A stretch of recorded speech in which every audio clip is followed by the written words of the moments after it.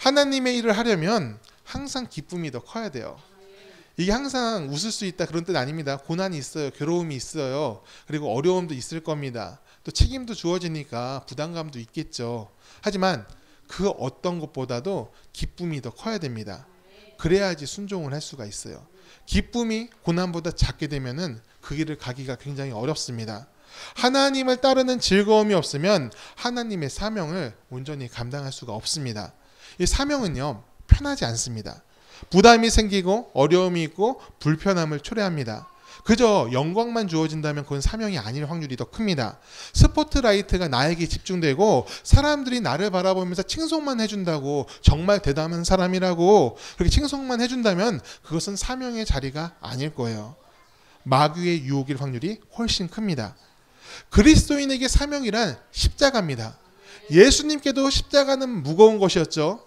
그리고 피하고 싶은 것이었죠. 우리도 마찬가지예요. 우리에게 십자가는 무거운 것이고 피하고 싶은 것입니다. 하지만 예수님은 하나님을 따라갔기 때문에 하나님을 신뢰하셨고 하나님을 즐거워하셨고 하나님과 함께하기를 원하셨기 때문에 그 십자가를 감당하셨습니다.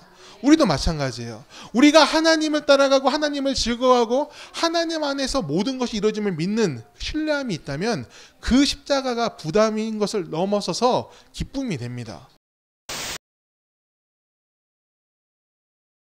오늘 우리에게 주시는 주의 말씀은 고린도 후서 13장 3절에서 9절까지입니다. 이는 그리스도께서 내 안에서 말씀하시는 증거를 너희가 구함이니 그는 너희에게 대하여 악하지 않고 도리어 너희 안에서 강하시니라.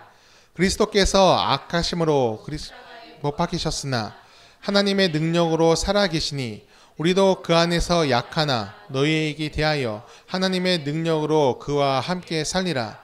너희는 믿음 안에 있는가? 너희 자신을 시험하고 너희 자신을 확증하라. 예수 그리스도께서 너희 안에 계신 줄을 너희가 스스로 알지 못하느냐? 그렇지 않으면 너희는 버림받은 자니라. 우리가 버림받은 자가 되지 아니한 것을 너희가 알기를 내가 바라고 우리가 하나님께서 너희로 악을 조금도 행하지 않게 하시기를 구하노니 이는 우리가 옳은 자임을 나타내고자 함이 아니라 오직 우리는 버림받은 자 같을지라도 너희는 선을 행하게 하고자 함이라. 우리는 진리를 거슬러 아무것도 할 수 없고 오직 진리를 위할 뿐이니 우리가 약할 때에 너희가 강한 것을 기뻐하고 또 이것을 위하여 구하니 곧 너희가 온전하게 되는 것이라. 아멘. 성경은요, 우리에게 두 가지 방법으로 신앙적인 표대를 제공을 해줍니다. 먼저 하나님의 뜻을 알 수 있게끔 도와줍니다. 말씀을 나의 것으로 받아들일 때 내 삶을 이끄는 능력이 되면 우리가 체험할 수가 있어요. 그리고 또 하나, 우리보다 먼저 믿음의 길을 걸어간 사람들이 성경 안에 기록이 되어 있습니다. 우리는 그들의 이야기를 들으며 또 보면서 우리가 어떤 방향으로 나아가야 할지 알게 해줘요. 깨닫게 해줍니다. 성경은 하나님의 사람들이 믿음을 지킨 이야기입니다. 여러분 맞습니까? 우리는 그들의 삶을 보면서 어떤 믿음의 선택을 해야 할지 그것을 알 수가 있어요. 그런 의미에서 우리는 오늘 본문에 나오는 바울을 주목할 필요가 있습니다.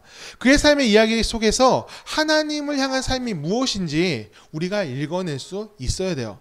바울은 이 고난을 참 많이 겪었던 사람이죠. 살다 보니까 참 산전수전 다 겪었다 그런 의미가 아니에요. 사실 살다 보면 누구나 다 어려움을 겪죠. 여러분도 어려움 겪죠. 저도 겪지 않습니까? 그 시대의 사람들 마찬가지예요. 다 어려움을 겪습니다. 하지만 바울은요, 겪지 않아도 될 고난을 겪어요. 어떤 고난입니까? 예수님을 따랐기 때문에 받는 고난이었습니다. 그가 예수님을 믿지 않았으면 그 고난 피할 수 있었습니다. 하지만 예수님을 믿었기 때문에 받은 고난이 있어요. 믿음으로 인한 핍박입니다. 예수를 따르는 바울을 미워하는 사람들이 많았습니다. 누가 있었죠? 바로 유대인들이 있었죠. 유대인들은 바울을 이단의 가르침을 얘기한다, 예수의 이름을 전한다는 이유로 핍박했습니다. 그가 가는 곳마다, 바울이 가는 곳마다 유대인들이 나타납니다. 그리고 이방인들을 부추겨가지고 돌을 던지게 만들기도 했어요. 그런데 이 바울이 받은 고난, 이것만 있다면요 그나마 괜찮은 것 같아요. 영광스러운 고난이잖아요. 내가 나의 믿음 때문에 불신자들로부터 핍박을 당한다고 하나님께서 나를 기억하시는 이유가 돼서 바울은 그 고난을 괴로워하지 않았을 것 같아요. 오히려 기뻐하면서 감사함으로 견뎠을 것 같습니다. 그런데 다른 고난이 하나 더 있었어요. 뭐냐? 같이 예수를 믿는다고 생각했던 사람들, 그 사람들로부터 핍박이 가해집니다. 안 믿는 사람들이 하는 핍박이야 견디며 받아 넘길 수 있지만, 내가 믿던 사람들, 나와 믿음의 길을 같이 가던 사람들이 내게 등을 돌리면 그것은 참 견디기가 어렵습니다. 바울이 세운 교회 공동체 안에서 그러한 일이 일어나요. 오늘 본문에 나오는 고린도 교회가 그래요. 고린도 교회는 이 바울의 헌신으로 세워진 교회입니다. 바울은 그곳에서 만난 사람들을 기뻐하면서 자신의 모든 것을 쏟아부어서 양육을 합니다. 사례도 받지 않고 오히려 도리어 자기가 가진 모든 것을 쏟아 넣습니다. 건강한 믿음의 공동체가 세워지길 바랬던 것이죠. 내가 헌신함으로, 내가 예수 그리스도를 따라감으로 이 교회에 하나님의 사람들이 많이 세워지길 원합니다. 이 바울의 헌신의 이유예요. 그리고 그 공동체가, 이 고린도 교회가 자리 잡을 때쯤 그는 자리에 연연하지 않고 다른 이에게 이 목회지를 넘기고 훌쩍 떠나버립니다. 이 안정을 추구하고 싶은 게 사람의 마음 아닙니까? 그런데 어떻게 그럴 수가 있죠? 자신이 뿌린 씨앗이니까 그 열매도 내가 따먹었을 때 누가 뭐라고 하겠습니까? 기뻐하면서 박수 쳐주겠죠. 아무도 뭐라고 하지 않았을 겁니다. 근데 바울은요, 그 공동체를 다른 이한테 넘기고 훌쩍 떠나버렸어요. 바울은 자신이 교회의 주인이라고 생각한 적이 없습니다. 교회의 주인 누구세요? 하나님이십니다. 하나님이시고 자신은 그의 쓰이는 도구라고 생각을 했어요. 도구가 쓰임을 마쳤으면 다른 곳으로 가야 되는 거예요. 그곳에는 다른 쓰임이 준비된 사람이 오리라 믿었던 것이죠. 나의 역할은 여기까지다. 이렇게 끊고 갈 줄 아는 사람이 바로 바울이었습니다. 어떻게 이럴 수 있었습니까? 바울은 오로지 하나님만을 바라본 사람이었기 때문에 그래요. 이런 바울을 고린도 교인들은 어떻게 생각을 했을까요? 좋아했을 것 같습니다. 바울은 사심이 없는 사람이야. 그러면서 좋아했을 것 같아요. 하지만요, 모두가 다 좋아한 것 같지는 않습니다. 그들 중에는요, 바울이 받는 존경을 시기했던 사람이 있었습니다. 그리고 바울도 사람이니까 흠이 있었겠죠. 약간의 혈기가 있었던 것 같습니다. 그리고 언변이 그렇게 뛰어난 사람은 아니었다고 얘기하는 것 같아요. 그러니까 흠이 분명히 있었어요. 바울이 받는 그 존경과 헌신을 질투하던 사람들은 바울의 그 흠을 크게 만들고 싶었습니다. 그래서 바울이 말한 복음은 불완전하다고까지 얘기를 했어요. 예수님을 직접 만난 적도 없고 제자들처럼 예수님과 함께 살지도 않았지 않냐. 그런데 그가 어떻게 사도가 될 수 있냐. 그리고 그가 하나님과 함께 한다면 그렇게 많은 고난을 받을 리가 없다. 하나님은 복 주시는 분이잖아.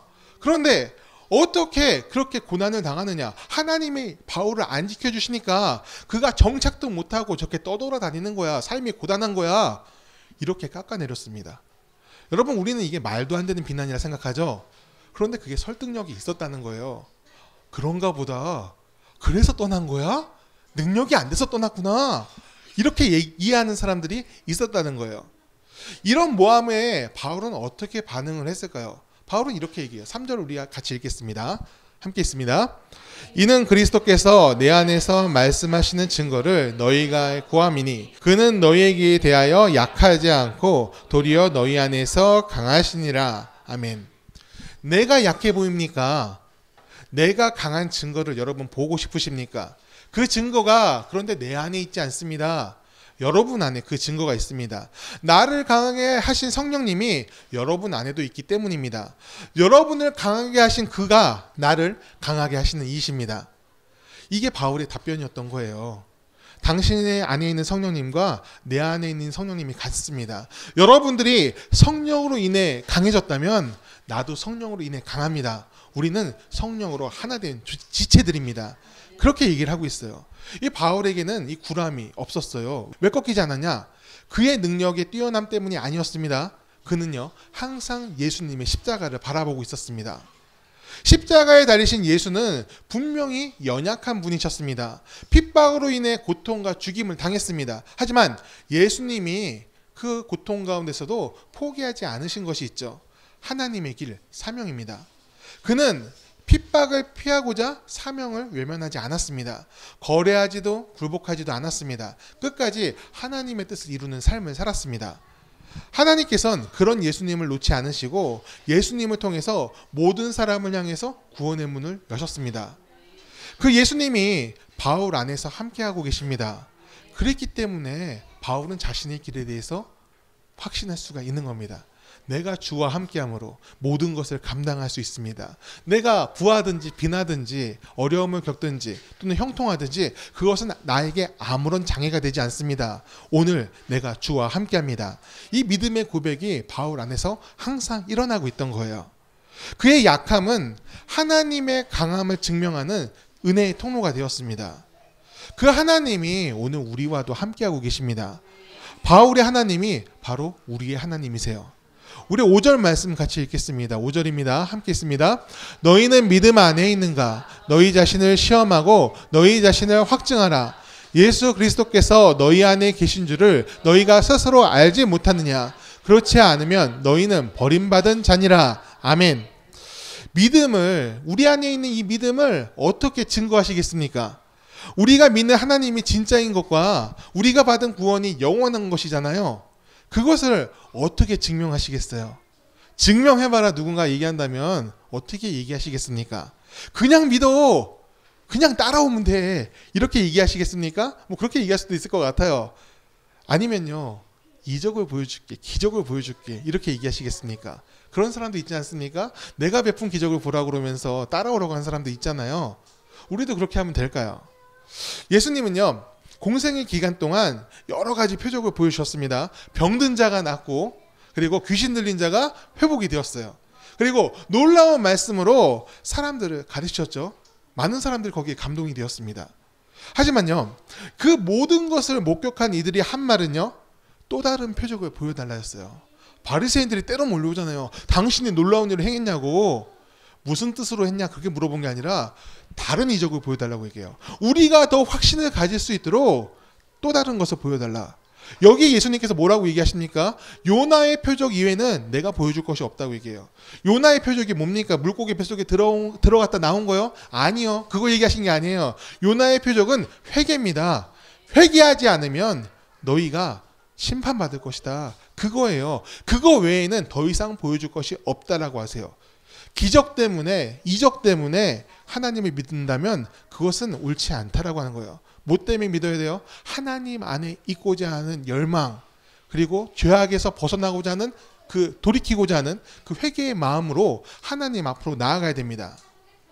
믿음은요, 받기 때문에 생기는 것이 아닙니다. 믿음은 품는 겁니다. 믿음을 주시는 이는 누구십니까? 우리 하나님이세요. 하나님이 믿음을 우리한테 주셨을 때 우리는 그것을 받고 은혜로 받으면 됩니다. 우리가 그 믿음을 은혜로 품었을 때 그 믿음의 증거들이 우리 안에서 나오기 시작합니다. 바울은 그것을 말하고 싶었습니다. 너희의 믿음을 너희 스스로 확증하라. 너희가 예수님을 따르는 자임을 삶의 향기로 나타내서 그 믿음이 진짜임을 확증하라는 거예요. 베드로전서 5장 12절 말씀 제가 읽겠습니다. 이것이 하나님의 참된 은혜임을 증언하노니 너희는 이 은혜에 굳게 서라. 아멘. 어떻게 하라고요? 이 은혜에 굳게 서라. 하나님이 우리를 자녀로 부르셨습니다. 우리에게 구원을 허락하셨고 빛과 소금의 삶으로 인도하셨습니다. 여러분 이것을 믿으십니까? 우리는 빛과 소금입니다. 믿는다면요, 받아들였다면 우리가 그렇게 살아야 돼요.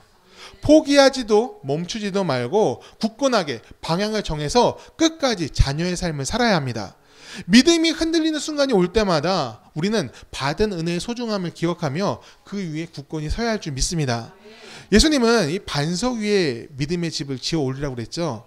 우리가 받은 은혜, 여러분들이 기억하시는 그 놀라운 은혜들이 있잖아요. 하나님이 우리를 자녀로 불러주신 그 은혜가 있지 않습니까? 바로 그 부르심이 우리의 반석입니다. 그것을 우리가 의심하면 안 돼요. 은혜의 반석이 우리를 강하게 하고 우리를 흔들리지 않게 합니다. 은혜의 반석이 흔들리면 우리는 하나님의 뜻을 의심하게 됩니다. 이것이 맞나라는 의심 속에서 방황을 하게 돼요. 하나님께 받은 약속과 구원을 믿을 수가 없게 되고 삶의 두려움과 불확실성 속에 나를 던져버리고 말아요. 버림받은 사람처럼 되어버리는 거예요. 우리가 버림받은 사람처럼 되겠어요? 안 되겠어요? 안 되는 거죠. 바울도 그것을 얘기하고 있는 거예요. 버림받지 말라고 버림받았다라는 표현을 쓰고 있습니다. 바울도요, 이 믿음이 흔들릴 만한 순간이 분명히 있었을 겁니다. 하지만 그는 흔들리지 않았어요. 어떻게 그것을 견뎠습니까? 사람들이 뭐라 하건 그가 만난 예수님은 진짜였기 때문이에요. 가짜를 믿으면서 어떻게 그 핍박을 견딥니까? 그 모함을 견딥니까? 그가 만난 예수님이 진짜였기 때문에 그는 그 진실을 바라보면서 계속 외칠 수가 있던 거예요. 무엇을 외쳤습니까? 예수 그리스도가 구주시다. 그것을 끊임없이 외칠 수가 있었습니다. 담메색 길 위에서 만난 예수님, 그것은 진실이었고 그는 그 순간 회개함으로 하나님의 자녀가 되었습니다. 하나님께서 그를 받아주시고 이방인을 향한 전도자가 되라는 사명을 주셨어요. 그 삶의 이유가 하나님으로부터 왔으므로 하나님이 그의 반석이 되셨습니다. 사람으로 인해 흔들릴 것이 아니라는 거예요. 우리의 반석은 누구십니까? 예수님이시잖아요. 우리는 그 예수님이 주신 은혜, 그 예수님을 통해 쏟아진 그 은혜 위에 우리의 믿음의 집을 지어 올린 줄 믿습니다. 우리가 이 세상의 것으로 반석 삼지 않기를 바랍니다. 돈, 권력, 인맥, 학력 같은 것을 반석으로 여기지 않기를 원합니다. 그것들은 나를 지켜주는 것 같아도, 내가 그것을 갖게 되면은 내가 좀 더 풍성해지고 많은 것을 갖게 되는 것 같아도 반대로 나를 공격하는 이유가 돼요. 내 인생이 초라해지는 이유가 될 수 있어요. 나를 영광스럽게 해줬던 것들이 나를 초라하게 만드는 이유가 된다는 거예요. 신뢰할 만한 것이 아니라는 겁니다. 여러분, 하나님을 따르는 것, 우리가 그 사명의 길을 가는 것, 그것이 혹시 부담스럽게 느껴질 때가 계십니까? 가끔은 그럴 때가 있을 거라 생각이 전 들어요.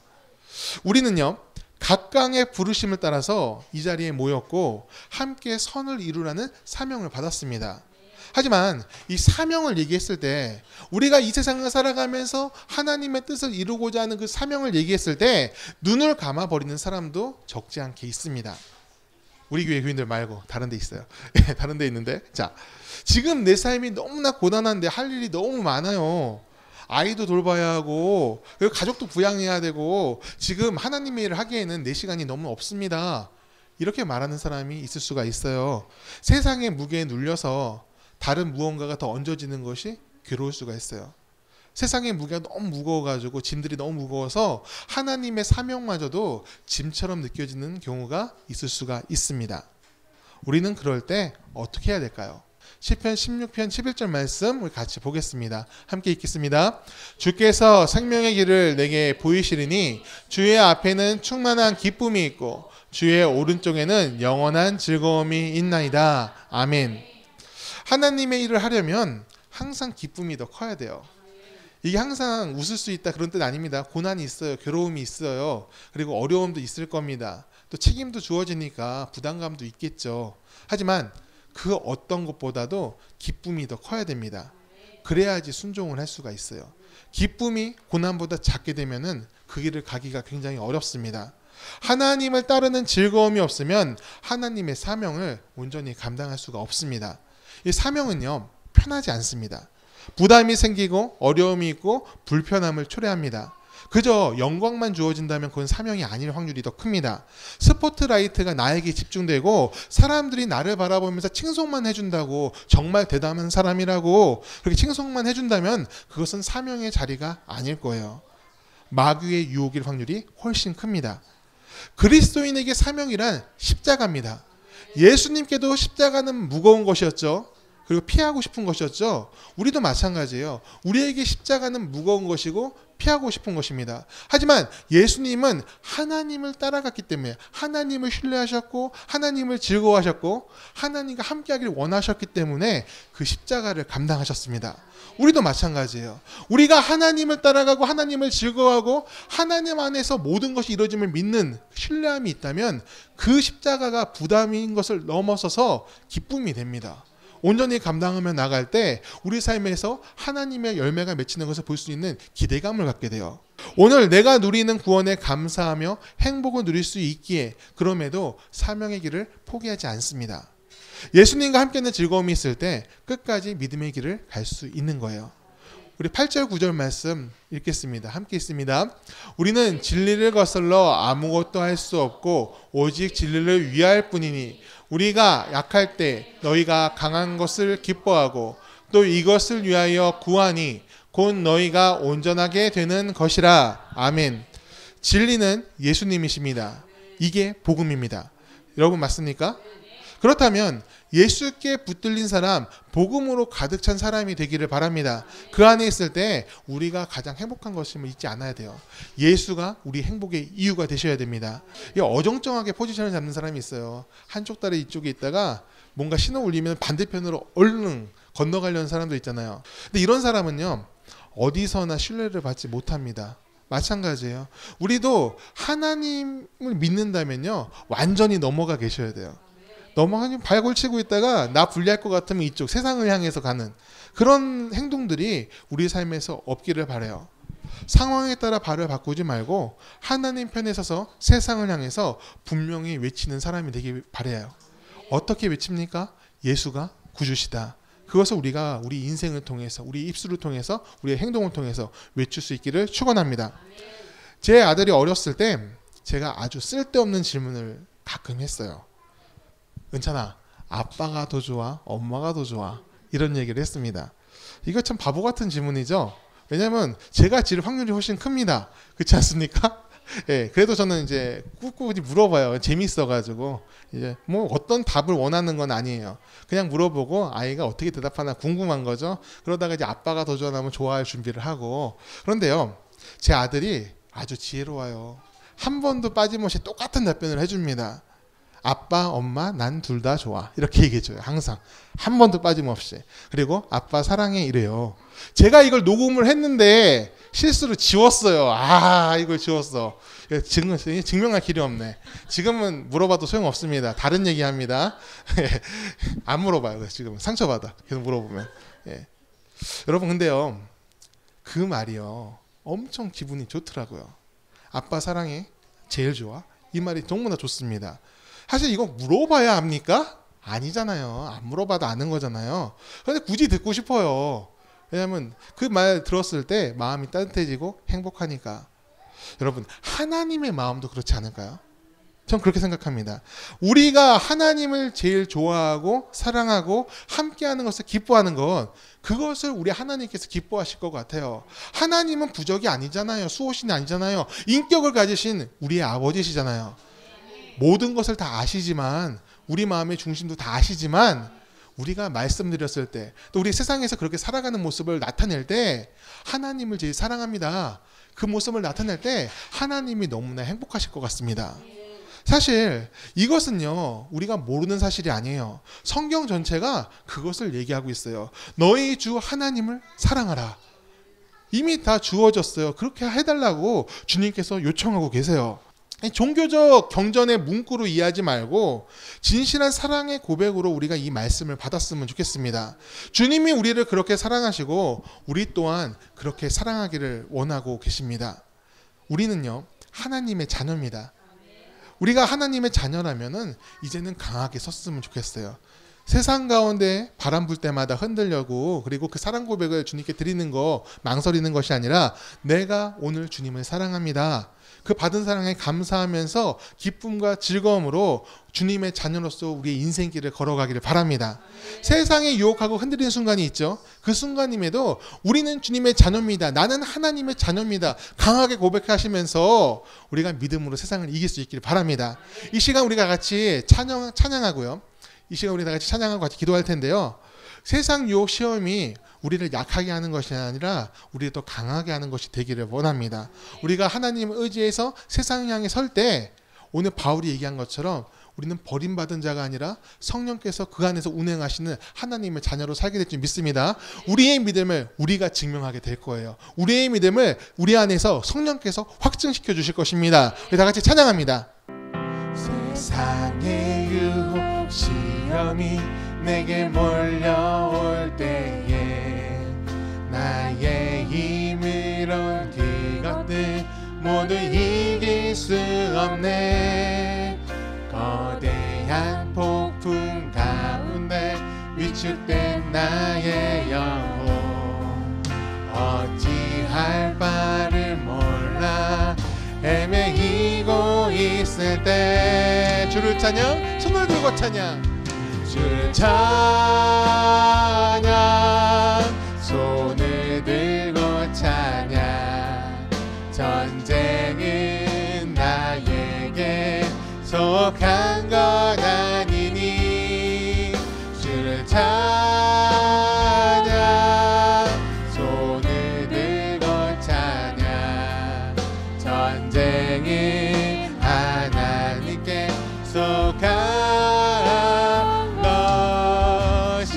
거짓과 속임수로 가득 찬 세상에서 거짓과 속임수로 가득 찬 세상에서 어디로 갈지 몰라 머뭇거리고 있네.